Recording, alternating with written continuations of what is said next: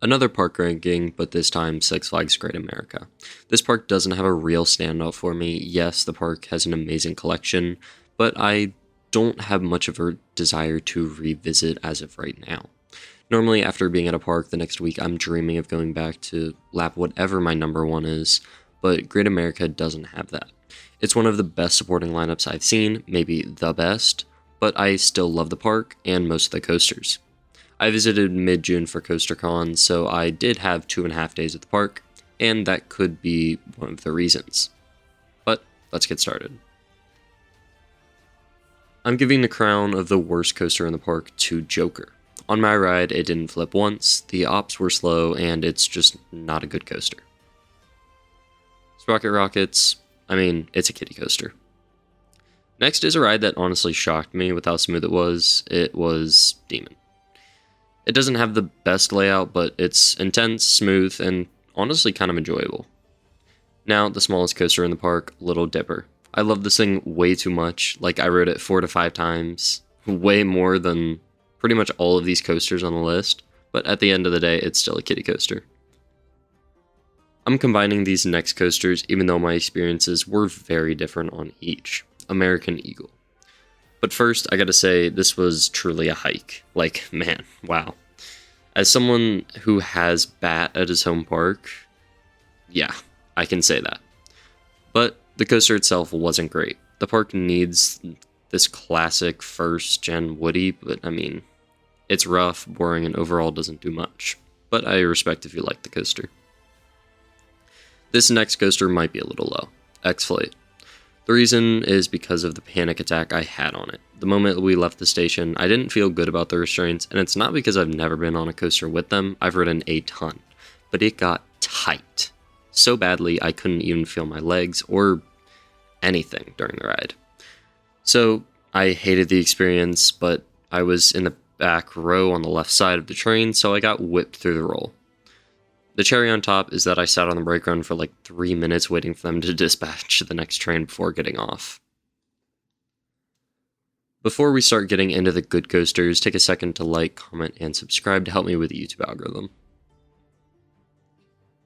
At number 10 is Dark Knight. This thing has great theming, and I mean great theming. Some of the best I've seen from Six Flags, and the ride was honestly great, but nothing much stands out. The GP Magnet, Flash Vertical Velocity. I did actually ride this a few times, and it's a fun shuttle coaster, but my favorite is still Flash at Six Flags Discovery Kingdom. My second Batman the Ride clone was the original, and honestly, it was much better than Magic Mountains, but still just a good supporting coaster, nothing to write home about.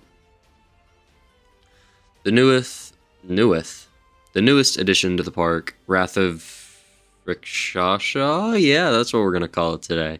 No, I'm kidding. Wrath of Rakshasa is a fun new addition, but I still found it to be purely a supporting cast coaster. The drop is honestly nothing special. I did love the inversions, but you kind of just repeat the same roll over and over again. An Amazing Woody is up next, and honestly a great marathon. Viper. Back row is king, though. The moment you hit the first drop and get whipped over, just wow. My first ride, I didn't know what to expect, but it's a great layout and honestly just amazing. It's a clone of the Cyclone. I haven't ridden any others, but this is an amazing classic layout. It is a little rough though. Starting our top 5 is my mom's favorite coaster at the park, Whizzer. I don't know how to describe it, it's just pure enjoyment. The layout isn't that great, and the transitions kind of suck, but it's such a great coaster, I think it deserves top 5. Now, just a model I love, Superman Ultimate Flight. Flying coasters are one of my top models, even though I've only ridden 2. But it's intense, has whip, and looks great off-ride. Not that you can really see this coaster, but I still love it. The pretzel loop definitely wasn't as tense as Tatsu's, but it's still a good overall coaster, and I think this has a better layout than Tatsu. This coaster almost didn't make my top 3, Max Force. I had only gotten back row rides, and it was fun, but not amazing. So on my last night, I waited for the front row, and man, that was amazing. The launch is great, but I didn't really like how you lose the punch, like, literally after a second. Accelerator is a much better launch, I think. The rest of the layout is fine, but it's over in a flash. You don't even remember anything but the launch. The second best coaster in the park is Raging Bull. Back row or nothing. Yes, you heard that, real life coasters and supporter. It is not a front row ride. But that's not normally what I say about a coaster. But man, this thing sucked in the front. But in the back, you get amazing airtime off the first drop, but the rest of the layout is really just boring and does nothing. If you haven't ridden it, you don't know, but the best airtime moment on the ride is actually off the mid-course brake run, not the first drop. It's still a great coaster, but I was definitely underwhelmed. My first fully wooden RMC, Goliath. Now, I don't even want to give this coaster number 1 because it's rough. Like, insanely rough. It's good, but it's rough. And it's also super, super short. It has a great first drop, but all the transitions hurt bad. Like, really bad. And all I've done so far is complain about this ride. Oh my gosh. But it's still a good coaster. But you can see where I'm coming from here. I didn't really want to give this number 1, but I don't see anything else in the park beating it. So it makes my number 1. And that leads to the beginning. If this park really had a better coaster to represent them, it would make it so much better.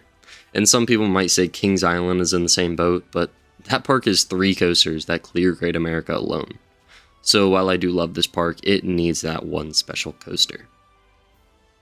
Thanks for watching. Like, comment, and subscribe. To help me out, check out my socials as well. Follow me on Insta. Once again, thanks for watching. Peace.